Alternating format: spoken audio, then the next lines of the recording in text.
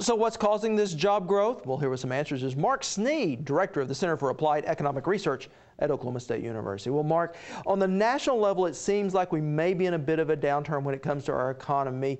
Is that perception a reality? There's a clear slowdown in the national economy. There's no doubt about that. The difference this time, though, is it's very selective. It's led by housing, and that's trickled over into other industries, financial services and related. But in general, it's not this broad-based slowdown you typically see that leads to a recession. So yes, it is, but it's not typical.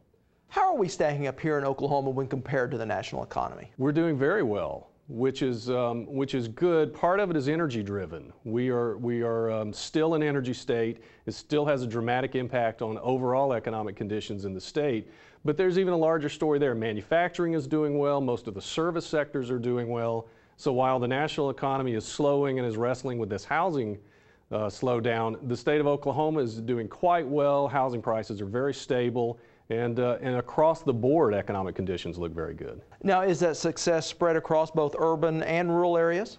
In the past decade, that's been an issue in Oklahoma. The rural areas have simply underperformed Oklahoma City and Tulsa. The larger the region, the stronger the job growth. But since 2003, since the last recession, we've seen a recovery in the rural areas. And in fact, we believe that probably in the last 3 to 4 years, the outer lying regions have outperformed the larger cities. So quite a change, and that's part of the reason why the state as a whole is doing extremely well. Well, that certainly is dramatic. And let's also talk a little bit about oil and gas. You know, we are well aware in Oklahoma that it's a very cyclical industry. What do you see happening? It is our single most important industry. I don't think you can argue otherwise.